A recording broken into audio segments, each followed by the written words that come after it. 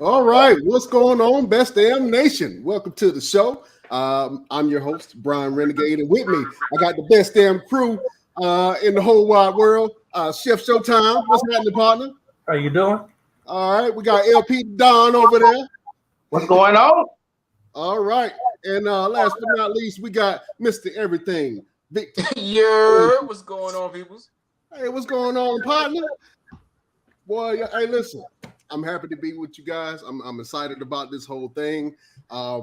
This is the Best Damn Wrestling Show, man. The Best Damn Podcast. You dig what I'm saying? We're giving a perspective from wrestling fans, by wrestling fans, to wrestling fans. You know what I'm saying? And we're just going to let you guys know what we think about the wrestling world. You know what I'm saying? So, first of all, let's go ahead and I just want to do some introductions. I know I did my introductions, but I want you guys to introduce yourself. Let the world know who you is. Chef Showtime, what's happening, partner? Shit, I'm good, bro. How you doing? I'm all right, all right. So you based out of Phoenix, right? Yeah, I live in Phoenix, but I'm originally from California. Been out here since 2008. Living the dream. All right, awesome. Hey, listen, this is one of the best chefs that I know on the West Coast. Anything that you want, he'll whip it up for you. You dig what I'm saying? But so he's a professional chef and longtime wrestling fan. You know what I mean? So I'm glad to have you here. Thank you. All right. Let's go to Raleigh, man. LP the Don, what's happening, partner? What's going on, man? First, Selma, man. I'm in Selma, Johnson County. No, Raleigh, Selma. Yeah, down there in the sticks with the ticks and the mosquitoes. Yeah, almost the Underground Railroad if it would have came this way. That's right. All right, look like you in your studio, brother. Yeah, man. You know, I try to do everything in the house kind of hectic, so I came back here in my studio, little home studio. Yeah, and LP is been a long-time professional photographer for a while, an event planner, an entrepreneur, business mogul in the making, whatever you want to call it. LP does it all. You know what I'm saying? I'm happy to have you here on the show, LP, to give your perspective. You dig what I'm saying? Oh yeah, no doubt, no holds barred. No holds barred. We going at it, Jack. And last but not least, we have professional wrestler, grapple expert. You know what I'm saying? Boots to asses candidate. You know what I'm saying? One of my favorite wrestlers. First time I seen this brother, I was so invested into his match. And this was live. This was like downtown Raleigh. He was wrestling in the streets. And there was this old lady there. She was so invested in his match. She was like, get him, kill him. No, don't you get off my boy. You get off him. She was invested. And that's how you know that's the mark of a great wrestler. You know what I'm saying? And we got wrestler, entertainer, and professional heartbreaker, Mr. Everything, Victor Andrews. What's happening? Professional heartbreaker. I don't want that kind of accolade, all that extra and all that pressure and nothing like that. But I am Mr. And I guess you got to be able to do everything if you want to miss everything. So I guess I got to take the heartbreaker as well. So what up, people? What's going on? There you go. And we are the Best Damn Wrestling crew. So look, fellas, let's go ahead and get into this thing because we got a couple topics that we got to hit. And while we got some people watching, we just got to, first of all, let me give a shout out to our sponsor, IdaCam. IdaCam is the all-in-one best vlog camera. I don't care if you're doing a bar mitzvah, if you're vlogging, if you got birthday or something coming up, quinceañera, you need this camera. You need this camera, dog. So we just want to give a shout out to IdaCam. Whenever you get a chance, just click on the link below. Go to idacam.co. Hashtag Best Damn Wrestling Podcast. All right. So fellas, let's go ahead and get into it. The wrestling world is all ablaze. The last 2-3 weeks has been kind of hectic. And what's been taking over the entire timeline and storyline is the Vince McMahon scandal.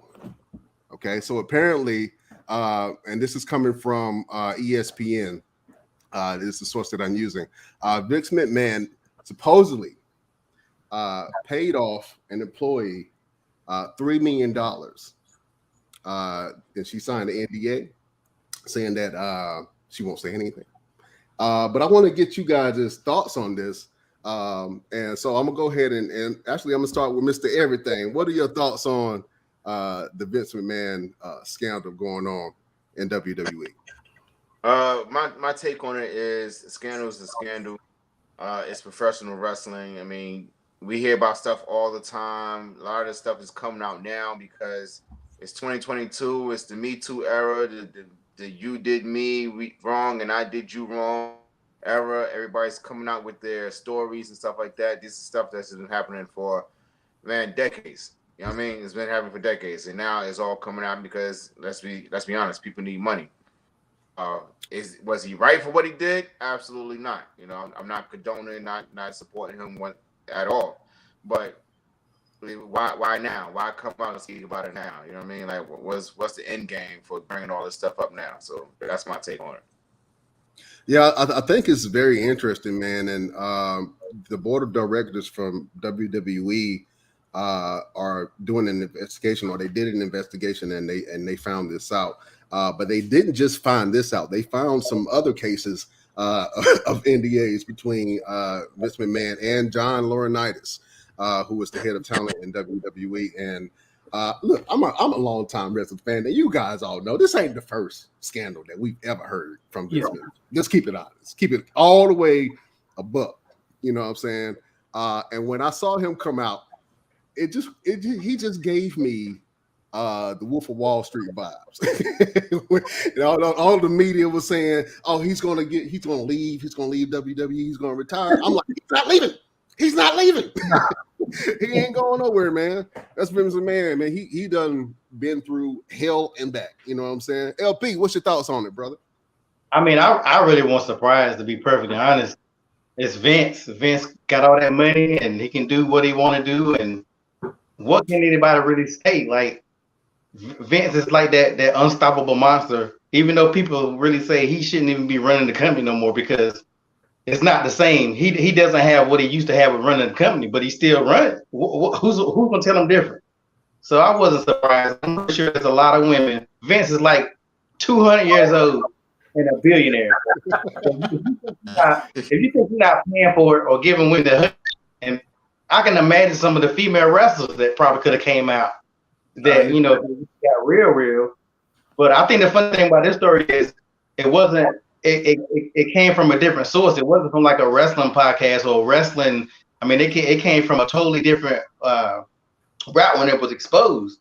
This was like all hands on deck, all channel news, man. I mean, talking about CNN, ABC, ESPN. Hell, I even think I saw something on Disney. So it's all across the board, man. And like I said, this ain't the first thing that I've heard as far as the scandal is concerned. And obviously, if she signed the NDA and she received $3 million, I think she kind of came to. I would hate to speculate, but I feel like if you took $3 million in bribe money, you know what it was. You know what I'm saying? You knew what it was. I don't necessarily. I don't think she necessarily came out. I think somebody found out and brought it up, and then it's just kind of connected to her. Like they never said that she came out. At least maybe I'm missing some parts of the story. Like I don't remember her being the initial whistleblower. I don't think they never said who the initial whistleblower is. That's what people don't be talking about. Somebody in the office, somebody in WWE office is the one who blew this whistle, and I don't think it was her. Yeah. What you think, Showtime? I agree with LP. But like everybody says, you Vince McMahon, he got too much money. He was like R. Kelly for a little bit, but R. Kelly got cut.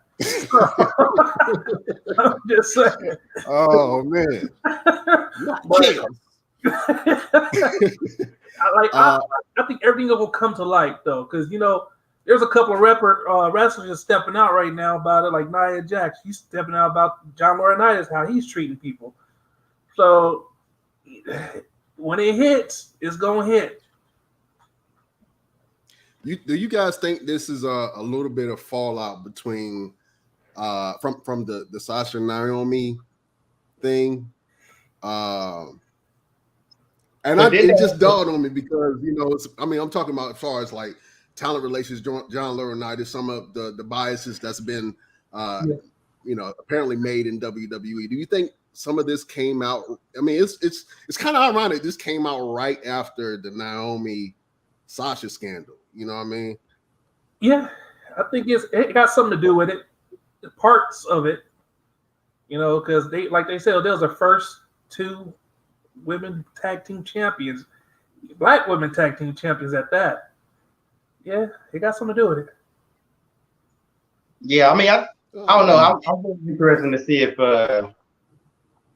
if something really gonna occur. I think the difference between it being the mainstream versus, between wrestling fans is I don't think it's gonna go away as much as things like the just like how everybody's a contract worker versus having insurance and all the stuff that they don't talk about mainstream like they, like it should be. I think with this, It may be a little. I think this may be a little bit different because so many big powerful networks are really covered. Yeah, man. I just want to ask: do you think this is going to hurt WWE in any kind of way? Obviously, the last 2-3 weeks they brought out the big guns to kind of like drown the story out. You know what I'm saying? They brought out Brock Lesnar. You ain't heard nothing else about this scandal. And then after they brought out Brock Lesnar, they brought John Cena back for his 20th anniversary of wrestling. They're finding different ways to kind of cover up the story. I'm not mad at it. I'm not, because I'm a wrestling fan. I don't want to see all of the, unless it's built into a storyline, then I won't see it. You know what I'm saying? But other than that, man, I really hope that the company gets through these little milestones, man, and just keep bringing us some great wrestling. You know what I mean? Like I said, obviously this is not the first thing that we've heard from Vince McMahon. Hold up, do you guys remember the storyline with Linda McMahon? When Linda McMahon on screen said, I want a divorce. Yes. Do you remember that?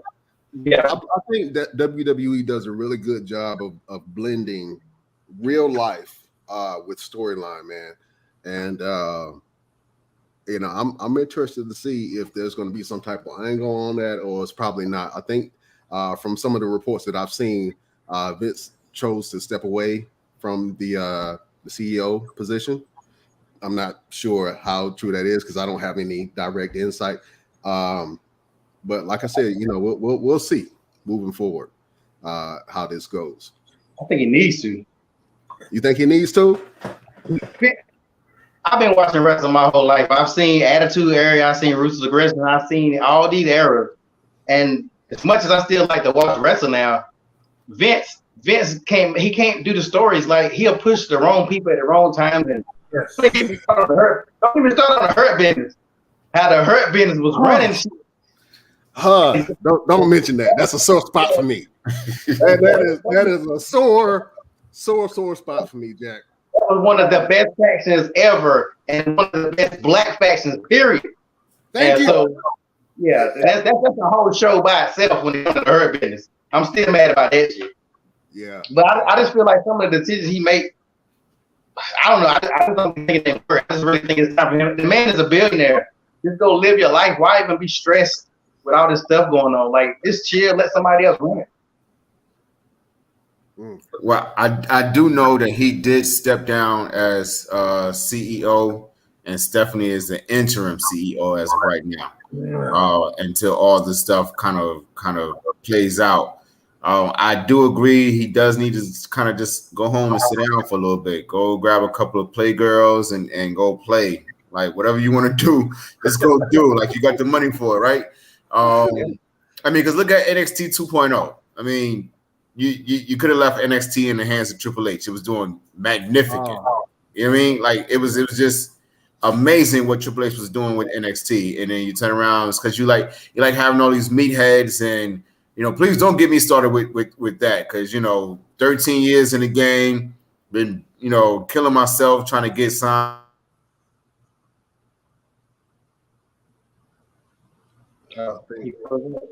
Then we lost Victor Andrews. So we'll get him back in a second. But yeah, man. I mean, this is going to be interesting. You know. Oh, there you go. There you go. He popped back. Yeah, in. there you go. I wouldn't have put it in the hands of Stephanie. Well, if you think about it, Stephanie and Triple H together Yeah. can make things happen. So I don't think it's just solely in the hands of Stephanie. I mean, I think Triple H does have an influence. But, you know, you could have just left everything and fine.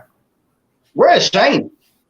Yeah, Shane. Oh, they gave Doing what Vince is supposed to be doing, sitting back and living his best life. They kick Shane Shane get fired every year. Every year he come back, he get fired. I don't know, man. I think Shane was supposed to be like their prodigal son, man. He was supposed to take the reins of the company. I don't know what happened with that, where the ball was dropped with that, man. I love Shane McMahon. Vince ain't gonna let go. Yeah, I don't think Vince like his son that much. I don't think so.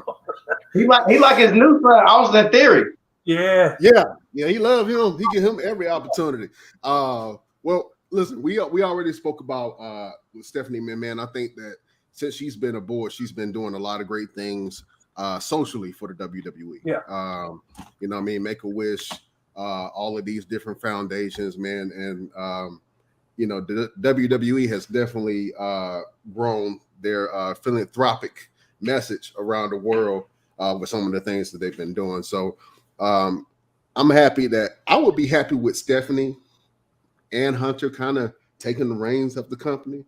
I think I would like that because Hunter knows the business. He knows how to run it, and he's learned from Vince.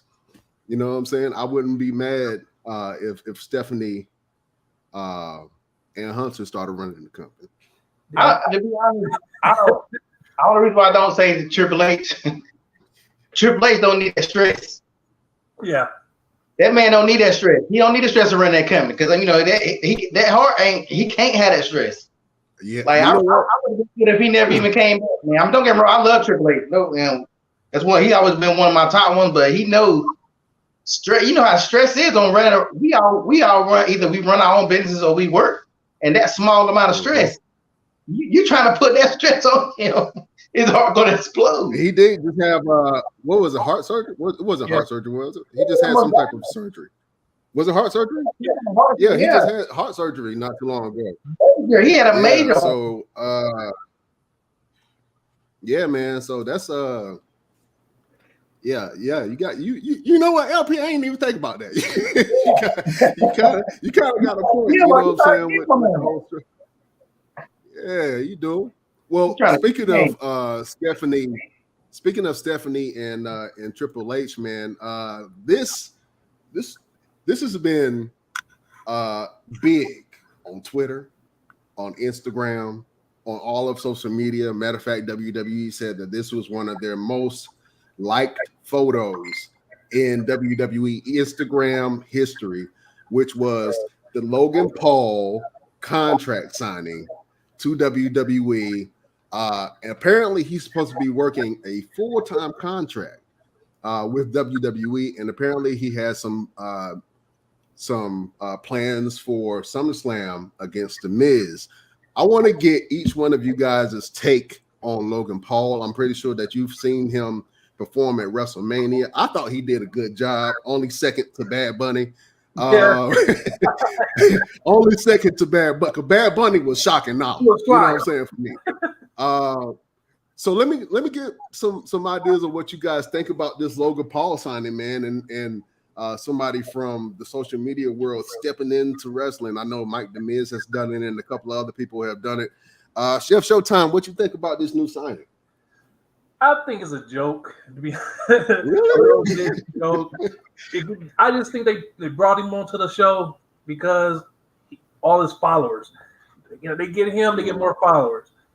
His wrestling is it's all right, but yeah, it's just a show. You're not feeling it? Nah.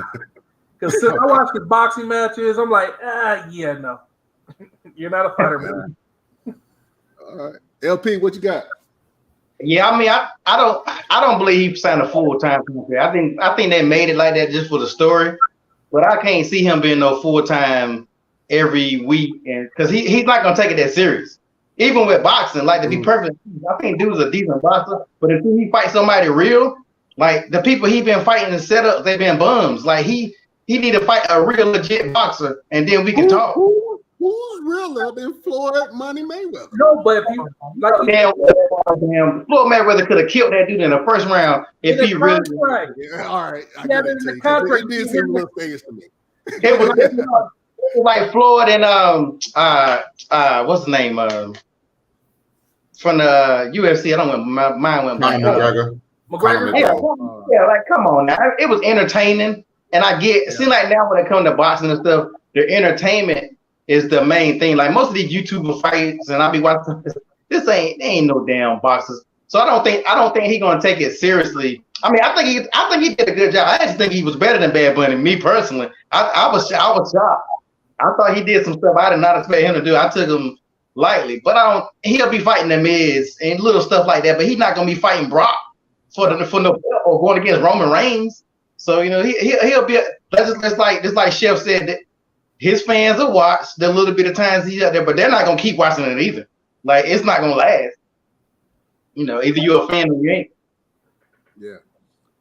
Mr. Everything, let me get your standpoint from a psychology standpoint when it comes to somebody from outside the wrestling world now jumping into wrestling and becoming a professional wrestler. How do wrestlers feel about that? Like real wrestlers, like real indie wrestlers, how do they feel about that? You see the look on my face? You see the look on my face. I mean, come on, man. You got a bunch of independent wrestlers. We're out here. We killing ourselves every weekend. We were told, you know, you go out there, you make a name for yourself, you build up a reputation, you travel the road, you go all over the place, and then you do everything right, and then we bring you in, give you a look, stuff like that, and then you turn around and somebody like Logan Paul gets a contract. Yeah. You know what I mean? Like, come on. Like LP said, he ain't fought nobody. It's the showmanship. And I give him that. He has showmanship. He has the charisma or whatever. But can you really see him doing a singles match? Going 5-10 minutes in a singles match. Tag matches, that's one thing. You can tag out when you get tired. They can cover your mistakes, your flaws, and everything like that. But when you in there one-on-one with somebody, like a vet, like put him in there with Tommaso Ciampa. Put him in there with Theory. Put him in there with Shinsuke Nakamura. These guys that can actually go. Put him in there with if Gargano was this. Put him in there with him. You know what I mean? And see how well he does. See how long he can actually last. Because I don't see him lasting very long. Like LP said, his fans will watch for a little while, see what he does. Once they get bored, they're going back to watch something else. Right. Let me fight him. I'll punch him right in his mouth. Hey, your point though, right there though. I had something just popped in my head. First, what's going to happen? They're going to sign Logan Paul till it's just a singles match against the Miz. Then I think down the line they're going to bring in his brother, be a tag team. Oh God! I got a feeling that's what's going to try to happen because his brother got a lot of views. I can see that. That's what's going to probably try to happen. The first brother tag team, other than amateur. I'm gonna go on record and say this, Chef. If it happens, me and you, 1-on-1, last man standing. only because you spoke into existence. If it happens, I'm coming to knock on your door. Me and you, right in the middle, whatever highway is nearest your house, and we're gonna have a last man standing match. Because that right there just boiled my man. Listen. Hey, listen. This is what I will say. I think that the Logan Paul signing is smart by WWE. I think if they need to that for the product, they're always trying to bring new eyeballs onto the product. And that's what I can say about WWE. They're always trying to reach out to brand new fans and bring new fans in. So I think the Logan Paul thing, I think it's a good signing. I can't say it's not. I want to see what he can do in the ring, really do in the ring by himself. You know what I'm saying? I also want to see what kind of partnerships he comes up with. I would love to see him in Theory tag team and get booed out the building, every show. I would love to see that. You know what I'm saying? But we'll see. Only time will tell. I think it's a smart signing. Is there any longevity in that?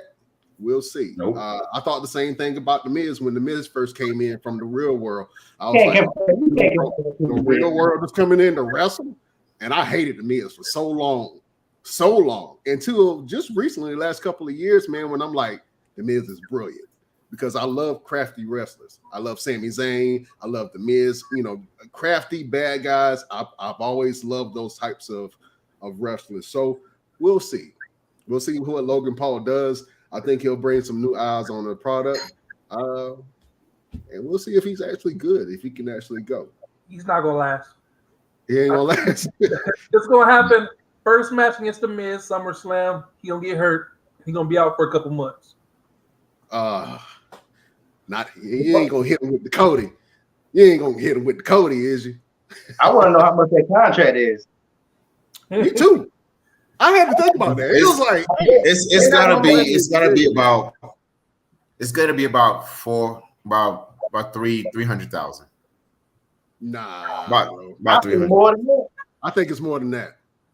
I think they're signing him as a. If it is you're gonna have a bunch of wrestlers that's gonna walk out and ask for their release. If he's getting more than most of the roster that's been busting their behinds for the last couple of years, that's not making $1 million. Yeah. You're gonna have a bunch of guys asking for their release. You're gonna have a bunch of women asking for their release. They probably gonna never let it out though. They probably, unless he put it out there, they definitely don't want nobody to know. Listen, how much backstage stuff that happens in wrestling that we, like the fans, are not supposed to know, but we end up finding out. You're right. You know what I mean? Like their salaries are not secret. Like they're posted up in for public notice. Like you can look up how much Brock Lesnar makes at WWE, and you know what I'm saying. So you can find out how much Logan Paul makes, and then if it comes out more than what most of the guys is making, or at least close to it, there's gonna be a lot of people asking for their release because I'm like, yo, you don't appreciate the work ethic and the stuff that I've been doing for this company. You're gonna bring in somebody like this guy and give him this much? Why? Because the internet? Because of YouTube? If that's the case, my son. You know what I'm saying? Like a lot of wrestlers' kids can make, come up there and get signed and get made that much money. If you want to do all that, get what's the little boy that was a YouTube sensation that got a Nickelodeon show? Was it Ryan? Yes. Sign him. Review. If that's the case, sign him. You got a point, but I'll say this: I bet you Ronda Rousey make way more than all them female wrestlers, and they say. I bet Ronda Rousey making Charlotte Flair and Becky Lynch money, and she will go home. Ronda Rousey's a household name. Huh? Ronda Rousey's a household name. She's famous because of Yeah, but Ronda Rousey is a combat fighter. Yeah. You know what I mean? She's a combat fighter. It's just like Brock Lesnar, combat fighter. Bill Goldberg, football player, combat fighter. Logan Paul is a YouTuber. You might as well sign somebody from TikTok. Come on, man. That's the greatest boxer of that generation. Hey, man. I'm not hating on the Logan Paul thing. I really want to see what he can do. I ain't gonna lie. During the match when he did the little Eddie shoulders and with the frog splash, I was kind of disrespected as a wrestling fan. Sure. I felt disrespected. But the frog splash was so damn pretty, I couldn't have. It was a pretty frog splash. You can't even take away from it. I can't take away. The frog splash was pretty, man. I was like, you know what? I can't even hate on old boy, man. That was nice. But we will see how this Logan Paul thing kind of pans out. I believe that when he has the match with The Miz, be careful. It might steal the show. Just might steal the show. But we'll see. All right, fellas, let's go ahead and transition over to this year's Money in the Bank winners. Man, I was shocked about both of the winners. First of all, Liv won the Money in the Bank match. I want to see how you guys feel, and there she is right on the screen. I want to see how you guys feel about Liv not only winning the Money in the Bank match, but also cashing in to become the new SmackDown Women's Champion. Chef, what you got? I knew that, like me, I called it. I knew it was going to happen. She was going to call, because I think Ronda's going to be out for a little bit because her kid. So I knew that was going to happen. But Liv, yeah, I think she's going to be a short-lived champion. I give her like 3 Raws or 3 SmackDowns. 3 Raws? Jesus Christ. You ain't going to give her no credit. She ain't going to make it to SummerSlam? She ain't going to make it to SummerSlam? That's probably she might make it to SummerSlam. Somebody going to take it. Natalya going to take it from her. Natalya? Jesus Christ.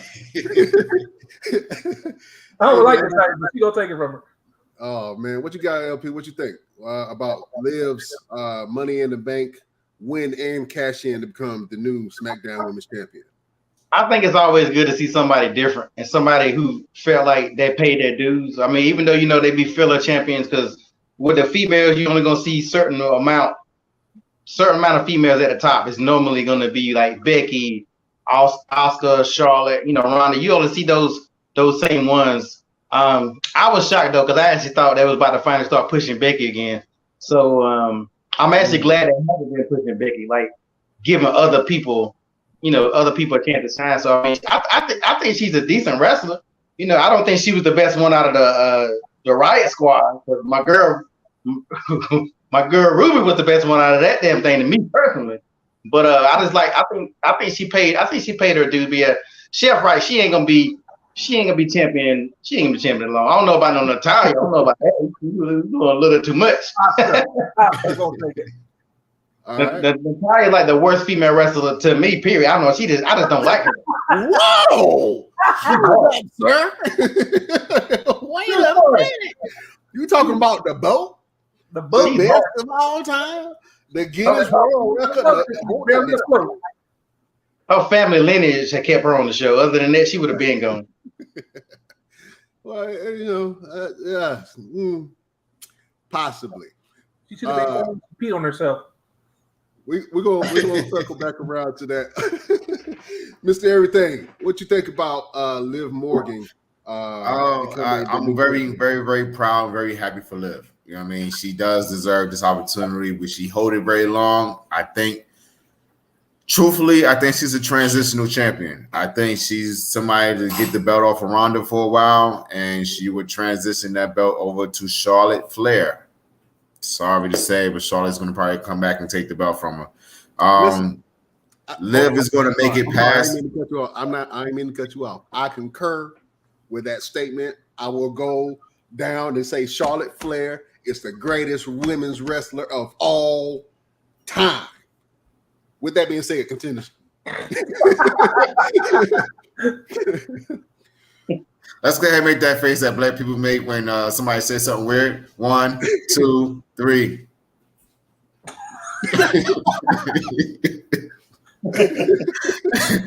I think Liv is going to be the transitional champion. She'll make it past SummerSlam. Will she wrestle at SummerSlam? Doubtful. I don't think she's going to have a match at SummerSlam.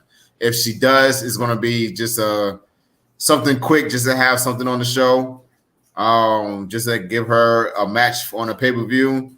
But I think it would be either the next SmackDown after SummerSlam or the next pay-per-view. She'll lose the belt to Charlotte Flair.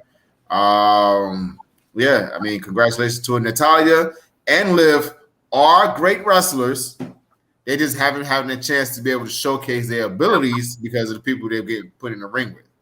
I watch Natalya's training videos all the time. I got a guy that trains with her down in Florida, and she can really move. And Liv goes out there sometimes. I see some of her training videos.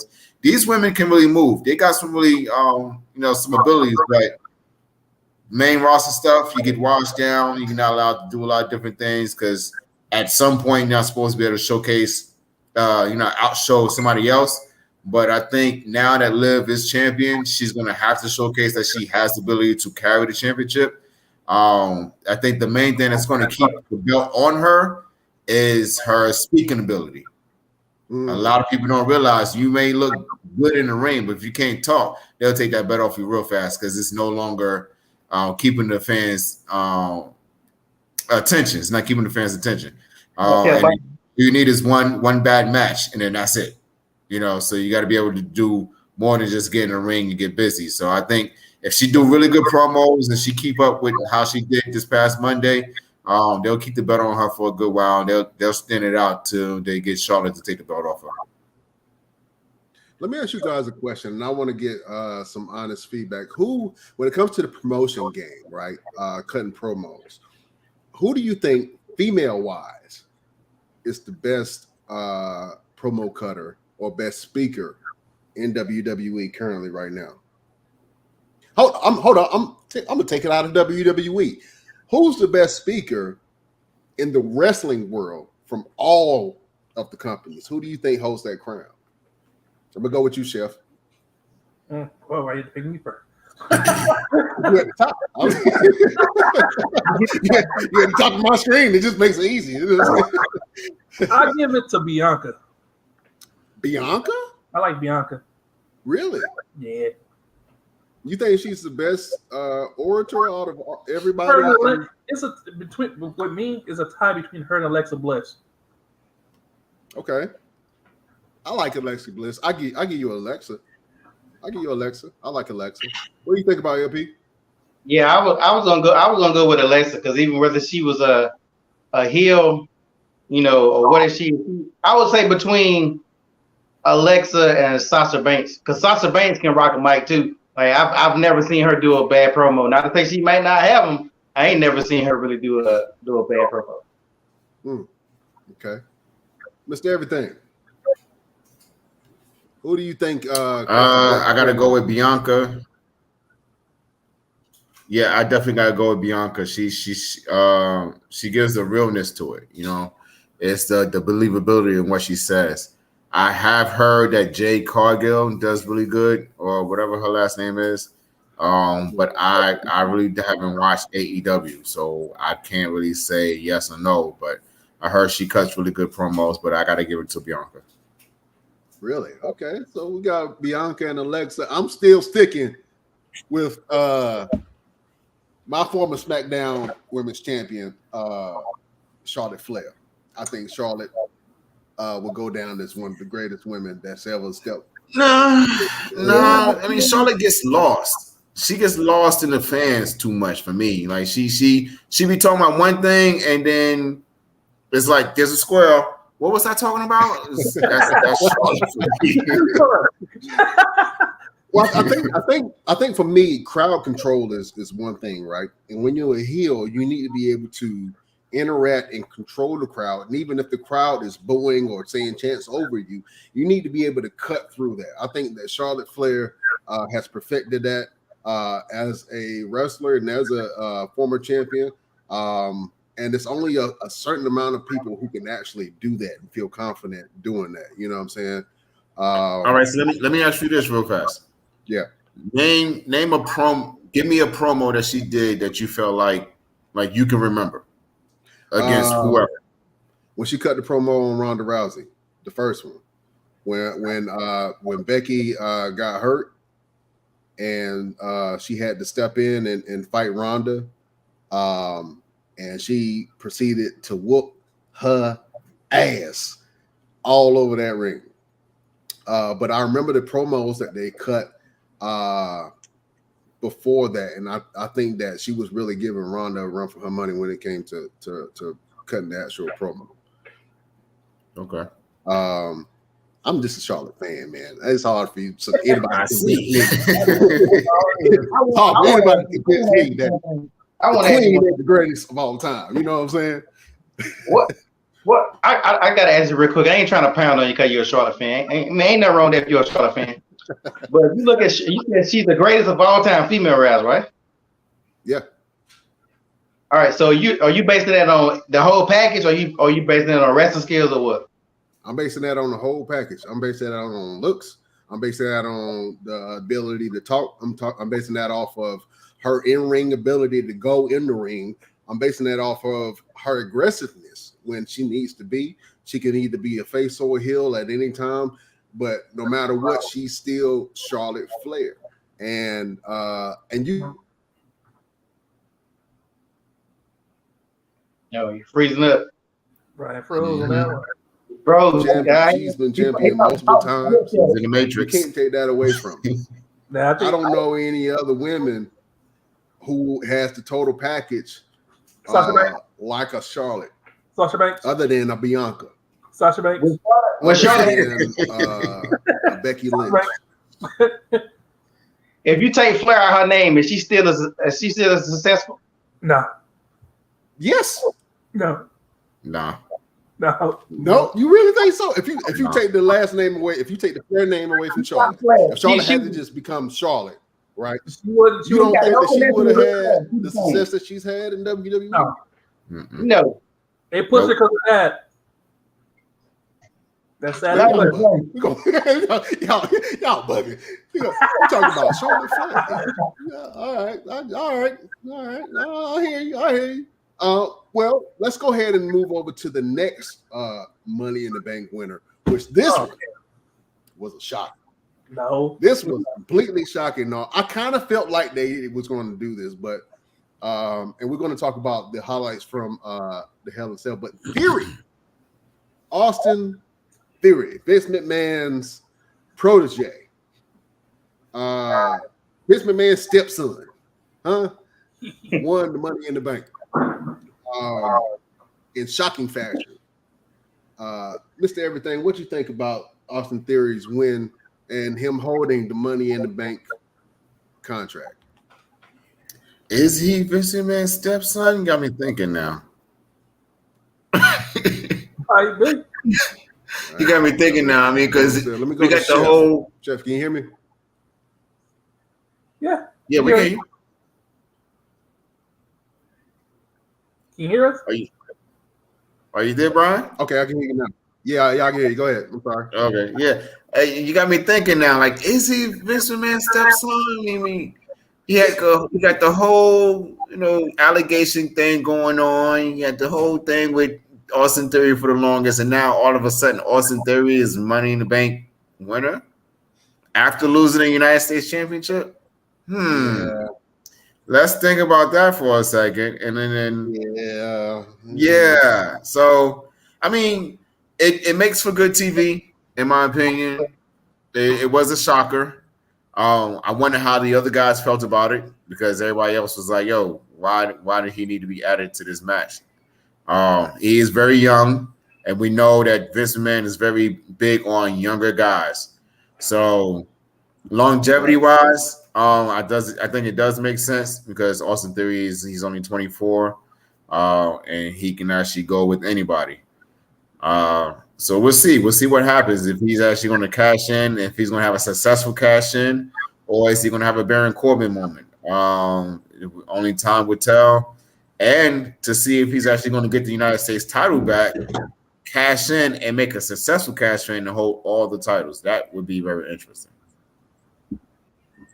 I'm scared of that. I don't know what an Austin Theory champion would look like right now in this landscape, man.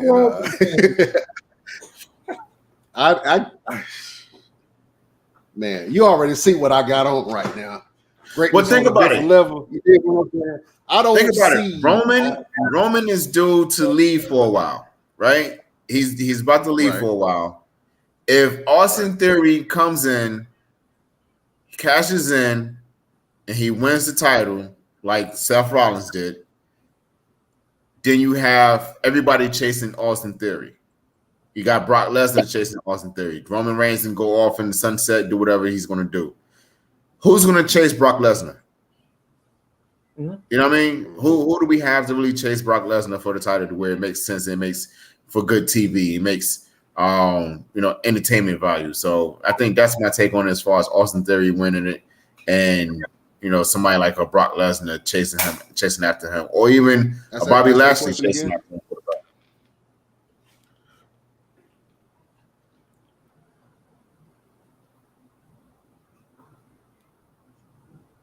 Froze again. Yeah, he froze again. Okay, I'm here. Can y'all hear me? Yeah. Yeah, we hear you. All right, cool. I don't know what that was. Yeah. I couldn't hear your question, but I'm gonna let you pose that question to like LP. LP, can you answer Mr. Everything's question? Boy, you still just talking about Austin Theory, right? You said who gonna? Well, I didn't get my take. First of all, I was not surprised. The moment they added him to the match, you knew he gonna win. Yeah. I don't know if y'all remember that time Brock Lesnar got added. So you knew that was like automatic. I think he right about, because Roman is about to leave with stuff, but I just think who can go after Brock. They have a very great wrestler who could easily challenge Brock if they did it right, and his name is Kevin Owens. If they stop sleeping on Kevin freaking Owens and start letting him worrying about this Ezekiel shit. Oh, sorry, I don't know if I can curse on this channel, but worrying about that stupid stuff. It was funny or whatever, but it's not too long. KO, I've always think KO like could really have been the future. He should be in the hunt right now. But the way WWE do it now, Brock and Roman do not have good matches. I'm sorry, they have never had a match that got me excited. Because their styles are too similar, and to me that is boring. I don't think you're gonna guess which one of them is gonna win. But for the most part, even Brock matches aren't that great anymore anyway. He's gonna do 1,000 suplexes. There's nothing like he used to do. Now Brock used to have great matches, like matches, but I don't think a lot of people can keep up with Brock, like Kurt Angle. Kurt Angle and Brock are one of the greatest matches of all time, me personally. But like a lot of these wrestlers can't keep up with Brock, so they gotta put big guys against Brock. But Kevin Owens Kevin Owens got mic skills and he got wrestling skills. So Austin I don't think Austin got it like that. I just think he's hated because of course he put Vince McMahon behind him. You're gonna automatically get that hate. Like he created another John Cena or whatever, but I don't know. I think they got other wrestlers if they push them right that really could be on the top, but they won't push them.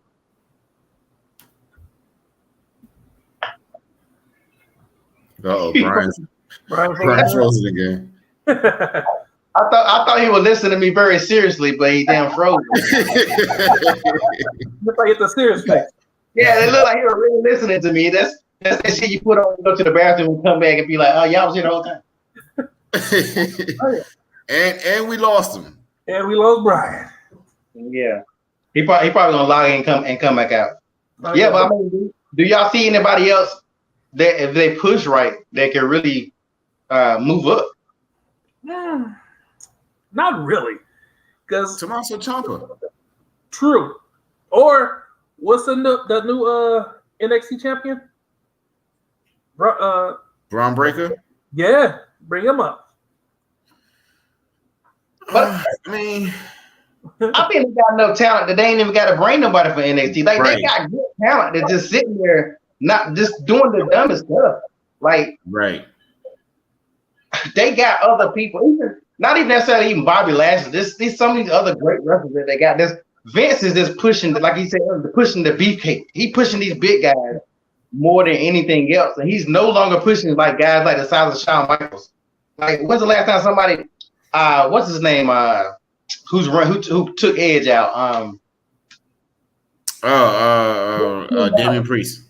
Yeah, I met Finn Balor. Finn Balor, how many chances has he got to be on the top and they keep on pushing him back down? And this storyline ain't gonna last. No. They're waiting for Edge to come back. He's still over there. Oh, he's moving this time. Oh, he moving. Frozen a little bit.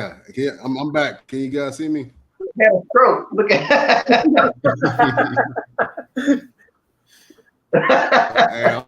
I live near the mountains, Jack, so everybody be trying to jump on the internet around this time, you know what I mean?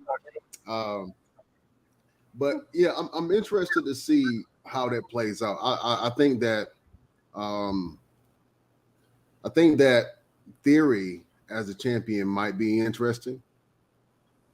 We'll see. We will see. I think he'll be a boring champion. Who? He's gonna be a real boring champion. I don't understand why they don't give Drew McIntyre another run at it. I think Drew did pretty decent. He did it So yeah, I just don't understand a lot of the moves they make when it comes to. Well, I think the missing piece of it is that a lot of guys, I mean, you guys as wrestling fans, they don't realize is a lot of these guys don't want to have that stuff in their contract. They don't want to have to do all the extra road, running the roads, do all the advertising, do all the interviews and stuff like that. So I think a lot of times when we say, hey, why can't this person go ahead and get a title? That person may be like, nah, I don't want it. I'm good. Because I actually spoke to, who was it I spoke to? I spoke to Coffee Kingston. And he was not Coffee, MVP. I was talking to MVP.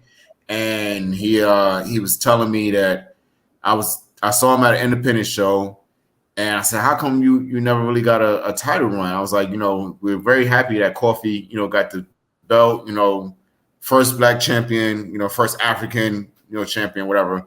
And he was like, well, I didn't want to do it because it's lonely at the top. Like, that's a legit thing. It's lonely at the top. So whenever you have the main title, you got to do all this running the road. You got to be here. You got to do this interview. You got to be there. And nobody wants to ride with you because they have to do all the things that you have to do. But they're not getting paid for it. And they're not getting the accolades to it, nothing. They're just with you on the road 24/7, and nobody wants to do all that. So a lot of these guys are like, man, I'm good. I don't want to do all that extra work just to say that I'm champion. I've had it. It was fun. It was great. If it ain't putting no more zeros on my bank account, I'm good with where I'm at. I can't imagine MVP being the champion even back then. He had the U.S. title. I think he had a U.S. title at one point in time. And, yeah. It probably was some good advice, but MVP, you would never have gotten a chance. Get out of here. Now, to be honest, I can see the only person. I can see Madcap going after Brock. The new Madcap. Yeah, I guess.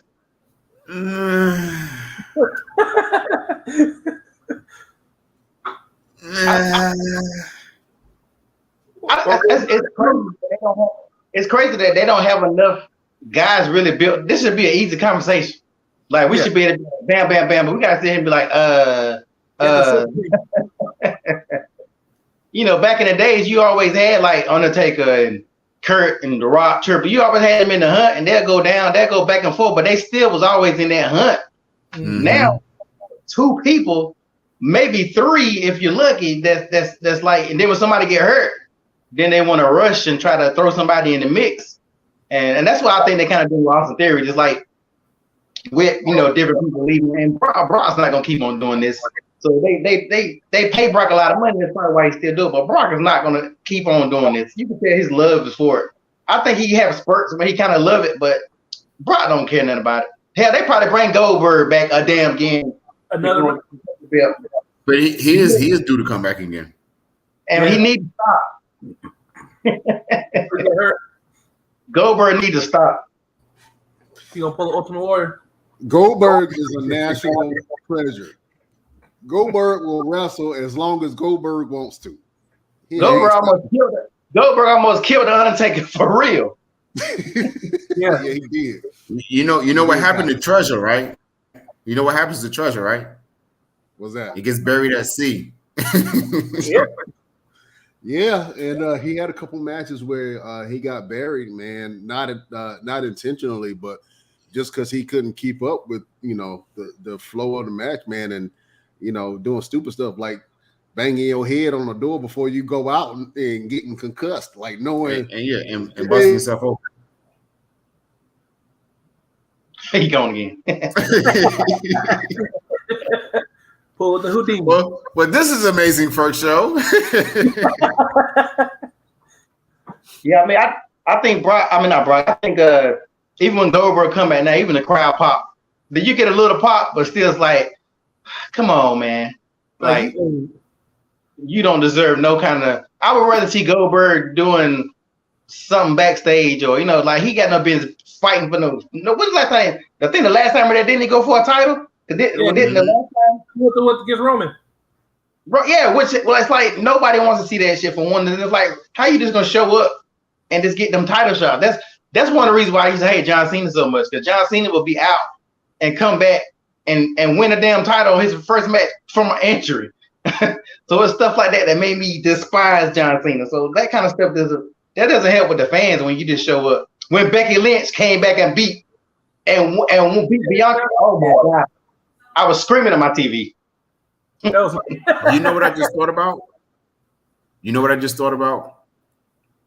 The whole thing with Austin Theory antagonizing John Cena. Who else did that? Who else did the same thing? Won Money in the Bank and lost it to John Cena. That was Baron Corbin. Baron Corbin. But John Cena. Yeah. I don't think they're gonna get John Cena. If they do that, because you look at it, Austin Theory is the new age John Cena type of look, not so far as a persona, but just the look of him. He looks like another John Cena just remade. He doesn't do all the thugonomics and rapping and all everything like that, but his look gives you another John Cena. So I think if they can keep him from antagonizing John Cena, I mean, because the whole he buries everybody and whatever.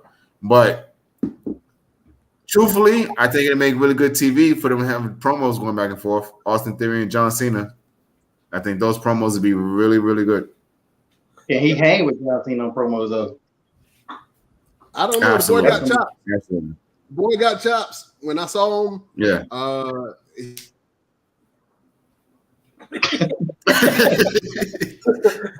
Just when he get ready to say something so profound, when I saw him, click. It's like I'm about to go, guys. I'm gonna give y'all this code to find this $1 million, and the code is.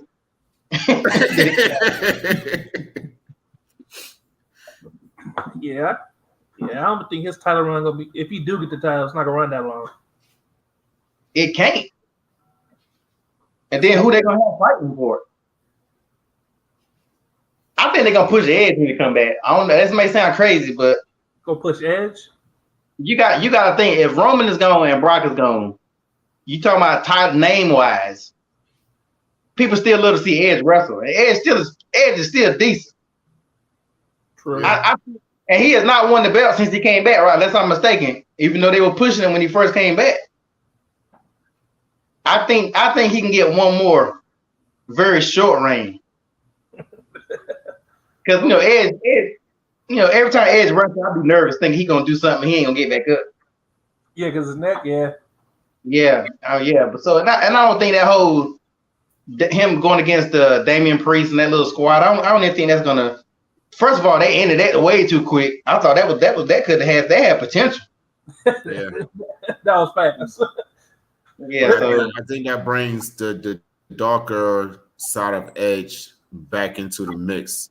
I mean, he did go a little dark, but I think he can go a little bit darker. If he came back and he came back with another faction, that would make pretty good story. As long as they don't bring the Demon King into it, They might. it's no need. It's really no need. He gonna bring Bray Wyatt back. That right there will be a good one. Bray Wyatt is not going back to WWE. He's going somewhere else. Can't really say where he's going, but I thought he retired. Actually, I didn't know. I thought he just said, "Fuck, I'm done wrestling." nah, it's some things in the work. Some things. I would love to see Bray Wyatt come back. See, but they gotta figure something, because let's say them signing Logan Paul gets a whole lot more people watching it again. If they don't grab these people while they watching this short term, then it's gonna be pointless. Like they need to be putting on the best shows they can put on right now while they got this stuff going on, and they still ain't. Like, this is the time for them to hit it. So yeah. All right, fellas. So let's go ahead and go into the actual show. Quick show breakdown. I'm just gonna mention the matches. and I just want to get you guys' thoughts on it. We already mentioned the women's Money in the Bank match with Liv winning the championship at the end of the night.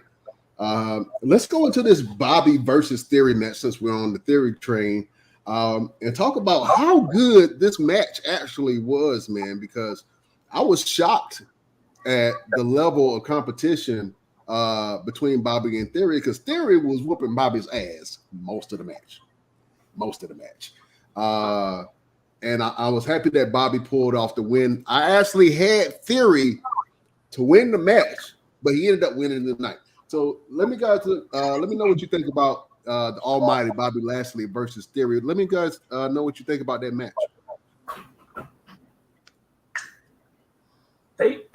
That match was Bobby would have been worse. They just wanted him to look good because they wanted Austin to look good. Because Bobby, you see how Bobby do everybody else. No, that match was just planned just to make sure he lose that title so he can get the Money in the Bank and cash in. That's all it was. Yeah, I agree with that. Yeah, Bobby could have murdered that guy. That could have been a squash match. Yes, easily. But they're pushing that new golden boy, and even though he lost, he knew he was gonna win again at the end of the night. So I think that's regular WWE doing there. Bobby gonna make him look good, but he still kept his belt. So that Bobby, we gonna let him do a little shine, but you gonna get the belt at the end. Yeah, Bobby like, all right. I think it did. It was a really good match. I wasn't surprised. I think. I don't know, man. I think Austin Theory should have kept the title. In my opinion, he should have kept it and do a little bit more with it. But it does make good story for him to win the Money in the Bank briefcase and see what he does with that after that. So, the match in all, I loved it. It was better than Bobby Lashley and Omos. Anything is better than Omos and I would like to see him and a Great Khali go at each other just for fun. Oh man, or him and Shanky. Yeah, he had no business being in that Money in the Bank. Like it's but you know what? I love the fact of how they kept him as big as possible. Like he doesn't have to really do much. He did tower over everybody. He did dominate in the very beginning. Them burying him under the ladders, I was expecting that. I saw that coming because I'm like, you have to pretty much just decapitate this dude to be able to keep him from being able to stop everybody else. I was hoping that he would actually climb the ladder a little bit higher than what he did. But I got a feeling that, we hear about it all the time. Guys who are that tall are afraid of heights. Because they don't often get picked up. They often don't leave their foot. So I really didn't expect him to climb the ladder. I mean, look at when they did the Raw interview and all the guys were standing on the ladders and he's standing next to the ladder like, oh, I'm just here. I mean, it's two things. One, they showed how big he was standing next to the ladder, and then they told the story on it. But two, I think that man was like, nah, I'm afraid of heights. I'm not going up there. Y'all stupid. You got to kill me now. All right, fellas. So let's talk about one of the matches that I thought was one of the best matches on the card. And we're going to talk Usos versus Street Profits. I think that was a good one. That match stole the show for me personally. I want to get your thoughts on the Usos versus Street Profits. And actually, I'm going to swing this to Mr. Everything as a former tag team champion, I believe. How do you think the Usos versus the Street Profits match was, and does that set up a rivalry between the Street Profits and the Usos in the future? Absolutely. I mean, one of the greatest rivalries we've had in this era was the Usos and the New Day. I mean, they would always go out there and steal the show every time they got in the ring. And I'm so happy to see the Usos have main card matches. You know, it was always for a long time. It was always talked about being on the pre-show or not being on the show at all. But now these guys have come into themselves. They're out there. They're changing the game. They're doing their thing. They're stealing shows. And they definitely did that this past Saturday, Money in the Bank, with the Street Profits. They went out there and killed it. I really believe this will be great story for longevity to have them keep going. I really don't understand this whole Dawkins and Ford having issues. I don't like hearing Where that. did that come from? Yeah, let it go, because we don't want to see them break up, because that would be very stupid, because you already don't have enough tag teams as it is. Leave a great tag team like the Street Profits alone, just like you did with the New Day, and let them go out there and have really great storytelling tag matches with the Usos and whatever tag team you guys having to bring up as well. Let these guys go out there and do what they do. I mean, they both can work individually, granted. However, they are spectacular together. So let's keep the Street Profits and the Usos together. Longevity, keep the storyline going on. Let the Street Profits take the titles off of them and see what happens from there. LP, do you think the Street Profits have what it takes to take the belts off of the Usos? Man, at first I kind of thought, I looked at them as like Crime Time 2.0 when I they couldn't have stole my man's gimmicks. But I really think their skills have really just, at me, like at first not giving them a chance, and then watching like them dudes can wrestle. Like if they should always be in a tag team hunt. Like, I mean, they're not gonna really give them that. They're not gonna give them much else. So they definitely should always be in a tag team. I definitely think they could be the one, because how many true tag teams is it? I can only think of like 3, maybe. Alpha Academy, Usos, Street Profits. Who else? New Day. That's it. New Day. 4. So Is that it really? No, because what's the new group? Viking Raiders. The Viking Raiders. And then you got the Los Lotharios, if they're still at it, Los Lotharios. Yeah. You got the other tag teams that don't matter. That's like saying Lucha House Party and throwing them in the mix. Yeah, you might as well go ahead and throw in Ray and Dominic too. Ray and Dominic. Ray and Dominic. You know what, you can't throw them in? Because I guarantee you, Dominic is about to betray Ray. give it 2 months, because Dominic, who is Dominic? Dominic wouldn't be there right as dad. I really think they gonna break them up and have a beef, because they ain't got nothing else going on.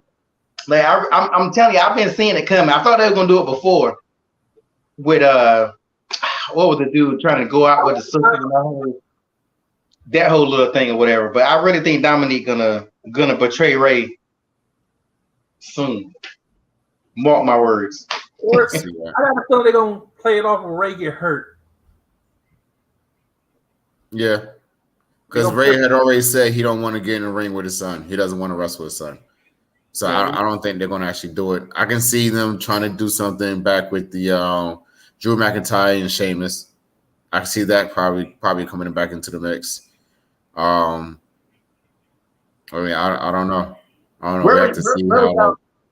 Where was y'all rank Dominique's skills? 6. From 1 to 10. 6. 6. He could do a little better. I think he gets so excited that he makes mistakes. Yes. And you got the guys that's trying to work with him in the ring, and you can, if you watch people's facial expressions whenever something doesn't go right, they're like, all right, man, come on. Like, I'm trying to make you look good. I got to put you over, and you in here screwing up, like doing like the smallest dumb things. Like, I think, truthfully, I think he needs to take a little bit of time off, just go and train, repackage himself, come back and do his thing. I think being under his father's is taking away from him a lot, and it's putting a lot of pressure on him, because now he's got to live up to his father's name. I think if they take him away from him, let him stay home for a little bit, let him train a little bit more, come back, repackage him, let him do his thing by himself, I think Dominic could stand out a lot better. That I would still work. That think works. to this day that Dominic should go to NXT. I think that Dominic should go to NXT. I think he should have a nice little competition, small title reign in NXT, and then come back to main roster as a character on his own. If he doesn't do that, I think he should join Judgment Day. Nah. Which title? Huh? Which title in NXT? I think he should go for the North American Championship. I think they should bring Braun Breaker up. I think they should give somebody like Carmelo, because he's been carrying the North American Championship pretty well for some time. I think they should give him the main title. I think they should bring Dominic in. Dominic should have the North American Championship, and then eventually have Dominic become the NXT champion from that, and then go back to main roster. I think they should take Dominic. If he do go to NXT, take him back as a luchador instead of just a Dominic Mysterio. Begin him that title run, then come back to fight like the surprise his dad, the one-on-one fight. That'd be a good money maker. Yeah, he should have started at NXT. He should never have just started off on the main roster. That's I think. I don't know. I guess I get it. His dad or whatever, but I think that was the first mistake, because now everything is based on his dad. Like the moment his dad leaves or his dad get hurt or his dad ain't there, what is Dominic gonna do by himself? Well, see, even with that, Charlotte started in NXT, and she's there because of her dad. So yeah, Dominic should have went to NXT, like you said, and started there first. Despite his dad being who he is, you can't trump Ric Flair, in my opinion. So if Charlotte started in NXT, why not Dominic? True story. Yeah, that's true. He got the worst in that era. What was the next match in Money in the Bank? I can't remember. Let's see. Bianca and Carmella. Yes. All right, so I guess that'll be the next. What do y'all think about that match? It could have been better. Carmella has ability. She just doesn't use it. I think the crowd gets to her as well, and it shouldn't. Not at this stage of her career. She shouldn't still be getting starstruck with the crowd. Getting in the ring with somebody like Bianca Belair, you have to go. There is no stutter stepping, no losing the step. You have to go. And Bianca, she's good, but I don't think she's good enough to be able to carry anybody. She can carry a couple of people, but she can't carry anybody, and she can't carry everybody. So you got to put somebody in there with her that can actually help guide her as well, and can still go with her speed and her level of expertise. Yeah. I don't think she was the original person playing. I think they said originally they had somebody else. I think they was going to push, and they got hurt or something. I can't remember. I heard it somewhere. I don't think it was Natalia. What's her name? She's with Judgment Day. Oh, Rhea Ripley. That's what it was. It's supposed to be somebody that I originally heard. Carmelo is good, but I don't think Carmelo is. Rhea and Bianca would have been a good match. Huh? Rhea and Bianca would have been a good match. Yeah, I thought they were gonna push Rhea to the moon, but I guess her mic skills ain't. She need work on her mic skills. Yeah. But I think she's the future. Like, I really think she can, if they do her right, I think she can really do something too. Well, you can always tell when somebody needs to work on their mic skills is when they get paired up with somebody.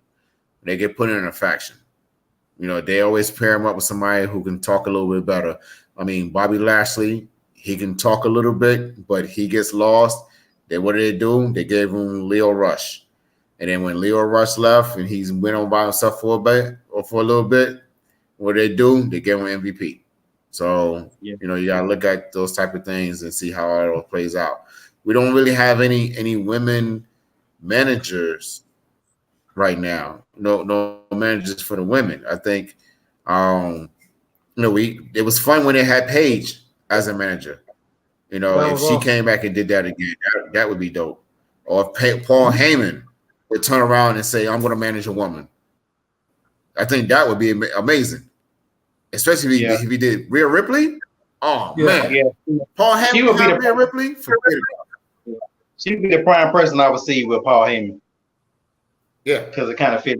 They just need to bring back manager in general. They need a little bit sprinkle managers, or I miss managers. It's like, you can say what you want to. A lot of these wrestlers can't talk on the mic, and you put a manager, that saves them in their ring. Because shit, Roman has gotten a lot better, but you remember Roman got some bad promos. Horrible promos.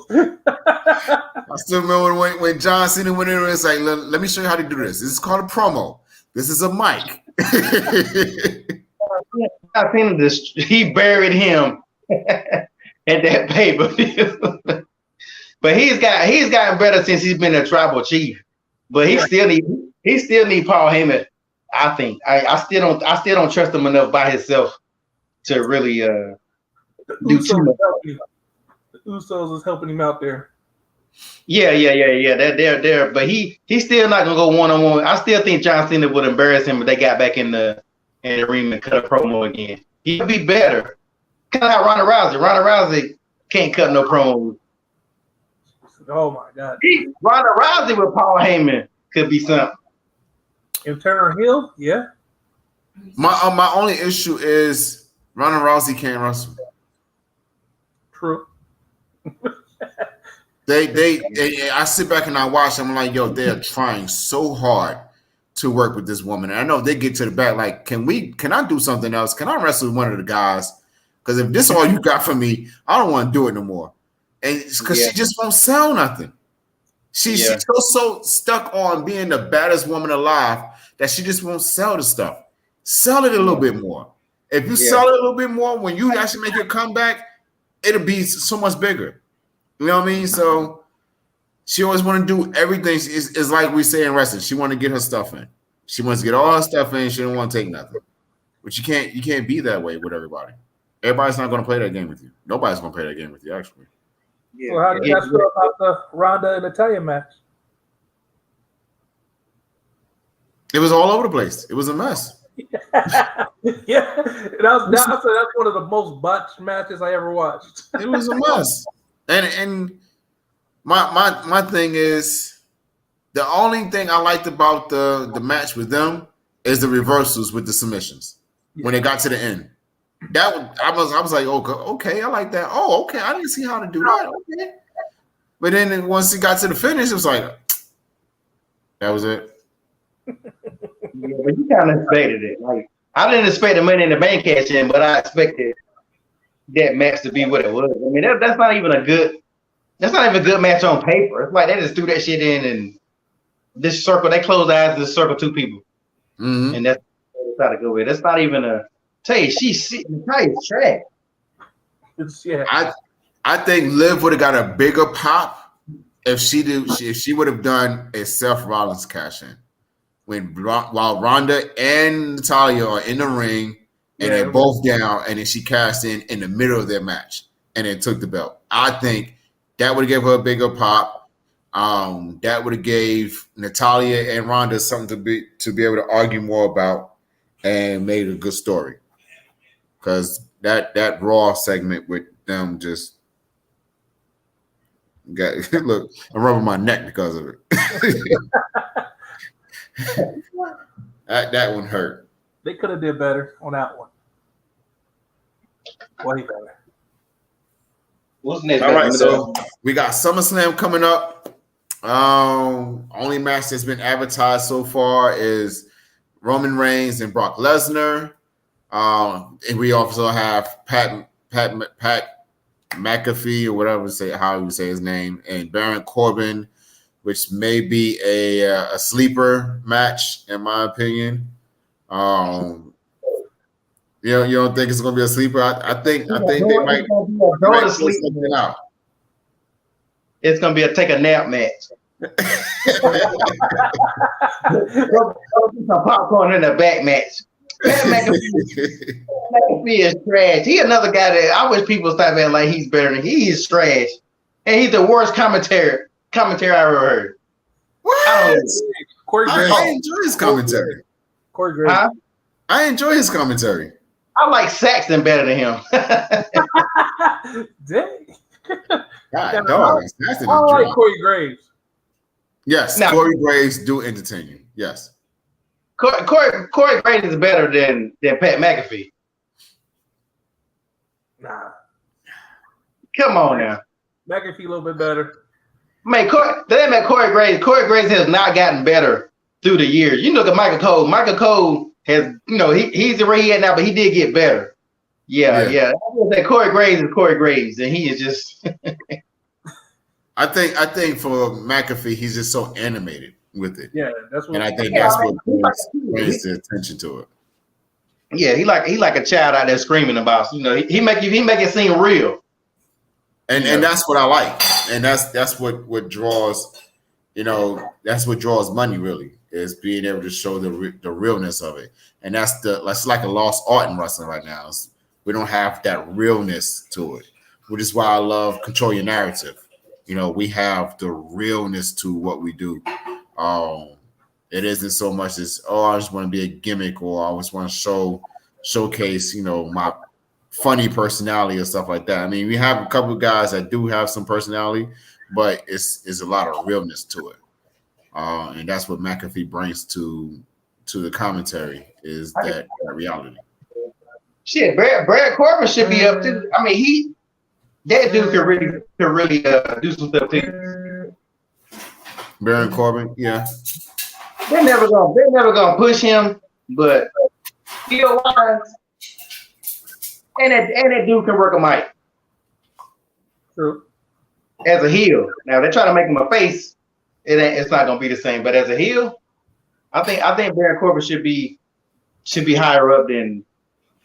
I guess mid card. Is he even mid card status? As a heel, I think Baron Corbin should be. Yeah. Brian sent the link to the Facebook Live. Baron, he's a good wrestler. I give him that. The little story mode when he has him against Madcap, it died out a little bit. But I think he needed a new gimmick. This Happy Corbin is.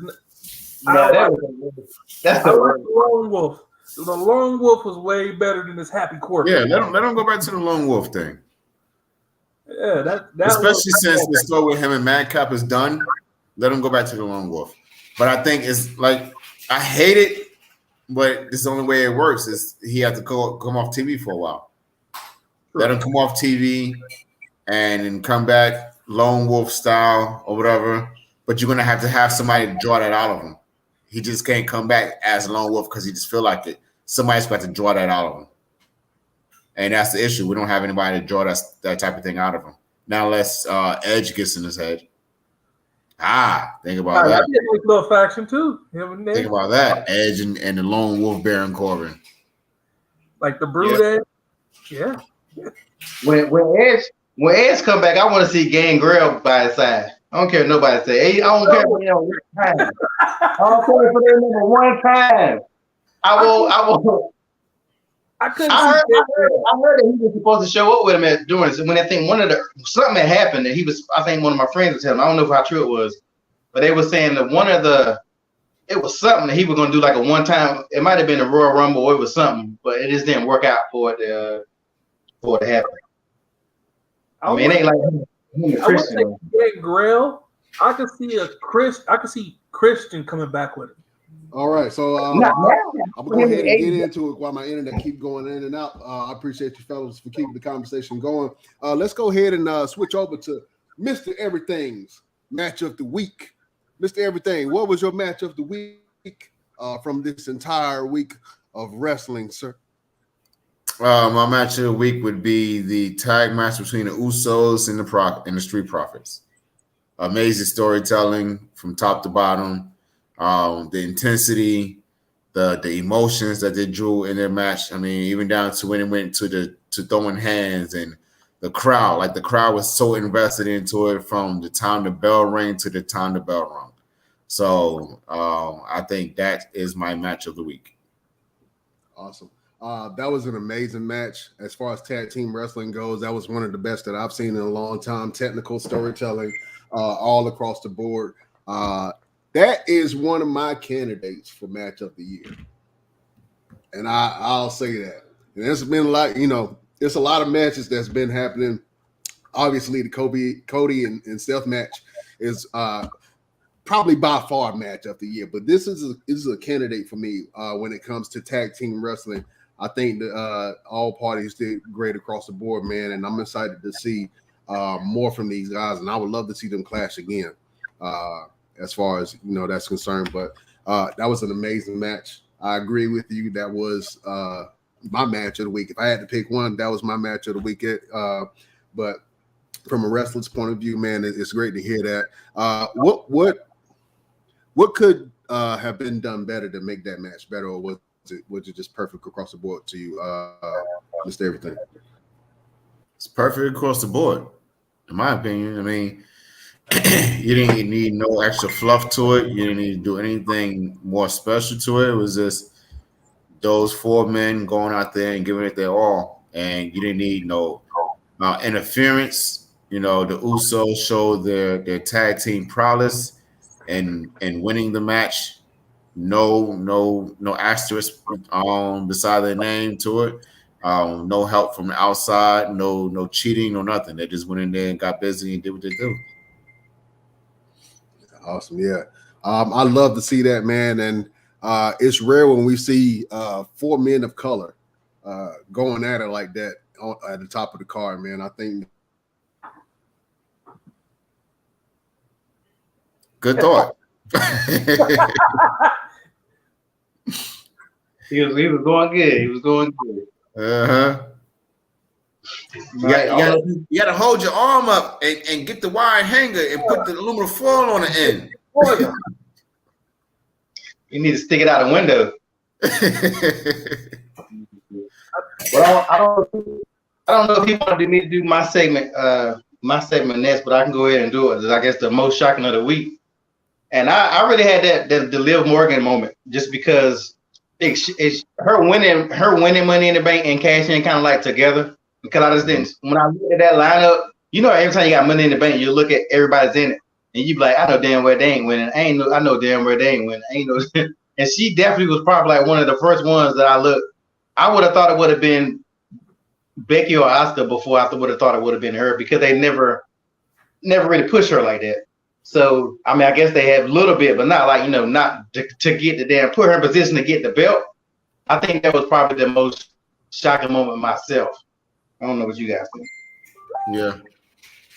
Yeah, I agree. He said, "Okay, that's good. I agree." Yeah. All right. What's your segment? Mine is like what would you guys eating on the Money in the Bank? What did you guys eat? Like, I know I made me some mango habanero wings with some smoked money ranch, bro. That shit was delicious. Like I gave Brian the recipe and the picture of the plate and all that, but he have a technical difficulties. But yeah, that like me, we like Brian was talking about. He like to cook and plan out little feasts for the little shows. Start doing the same thing. Like, man, like I love cooking. Delicious. Here we go. Bang. Oh, there we go. Okay, good. Well, I got that jitterbug internet, man. That Obamacare internet. Boy, it's horrible right now. I'm struggling, but I'm trying to make it work. You dig what I'm saying? I actually didn't have anything to eat. I was actually traveling while I was watching it. So, and I was also as well as late while watching Money in the Bank because I'm always doing something. So, but I didn't have anything specific to eat. But that does sound very human.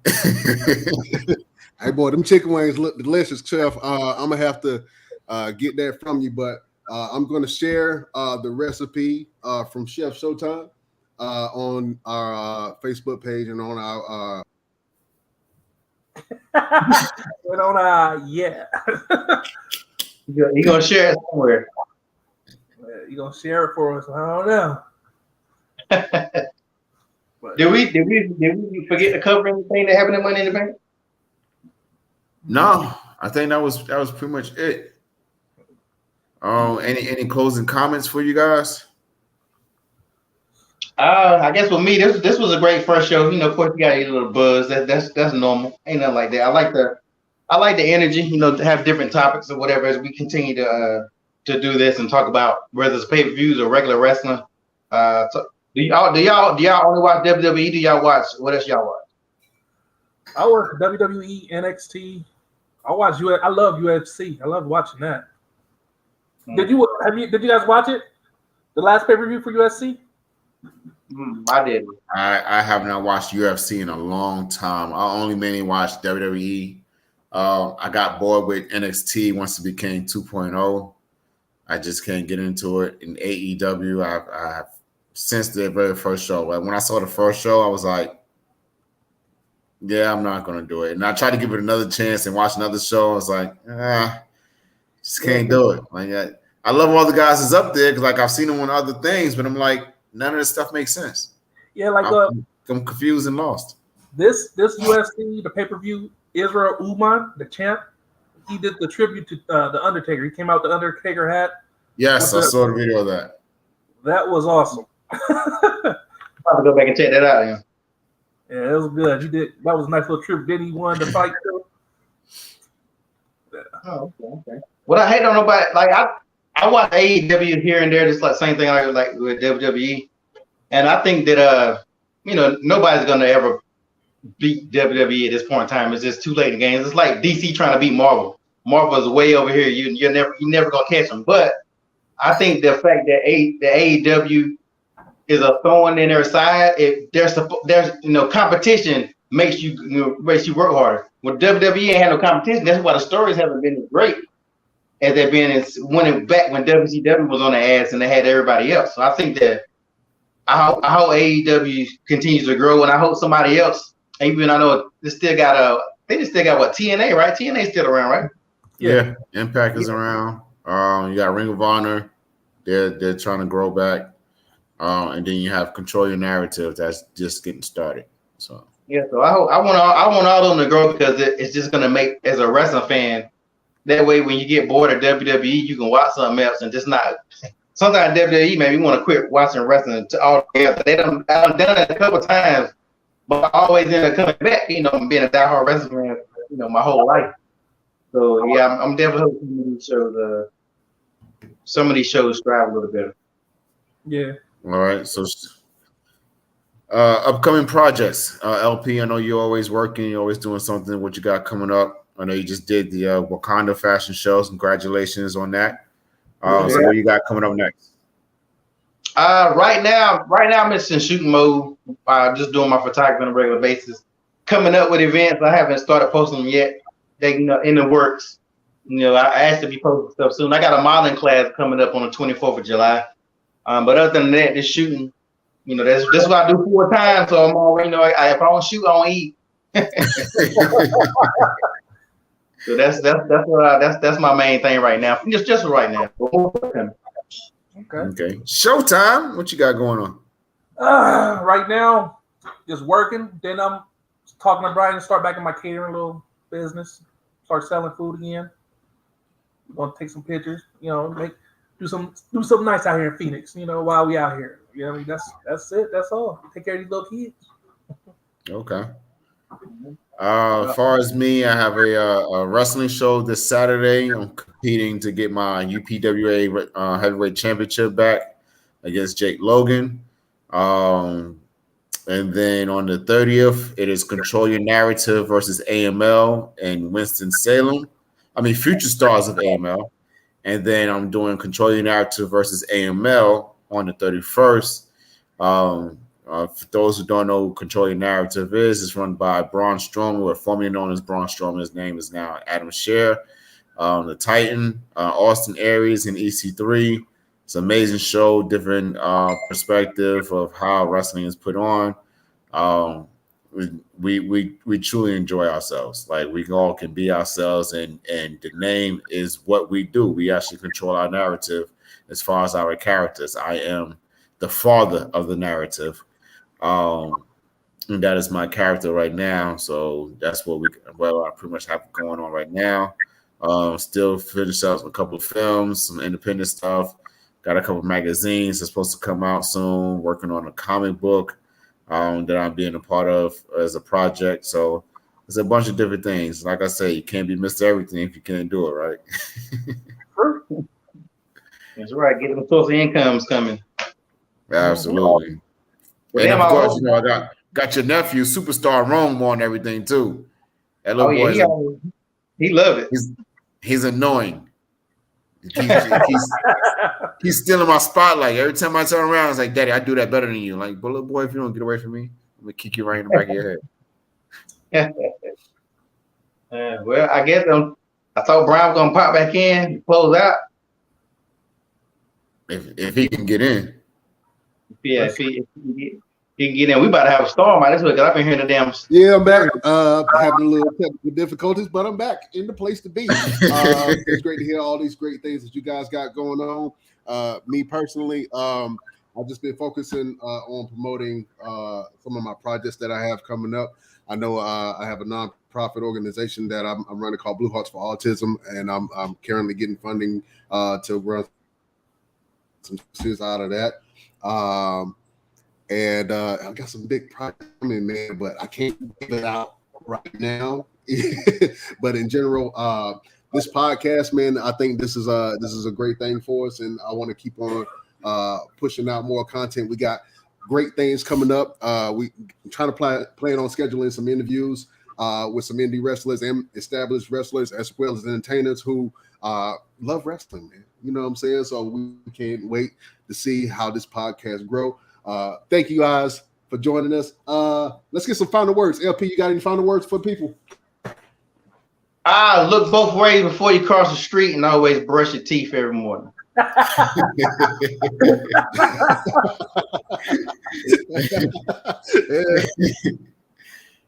There you go. There's his closing words.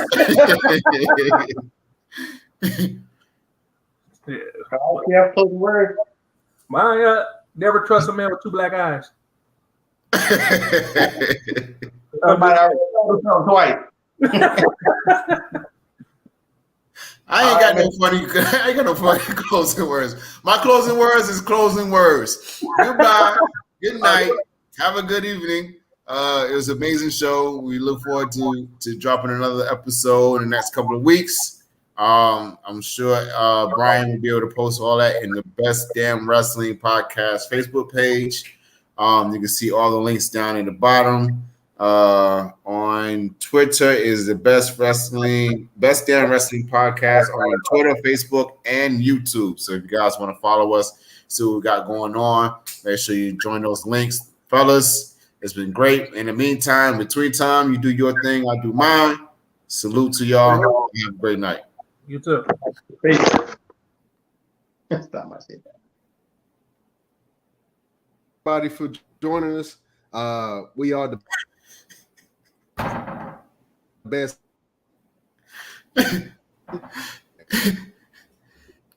It's over. The show is done. Fade to black. Cut. Oh. Y'all have a good one. All right, brother. All right.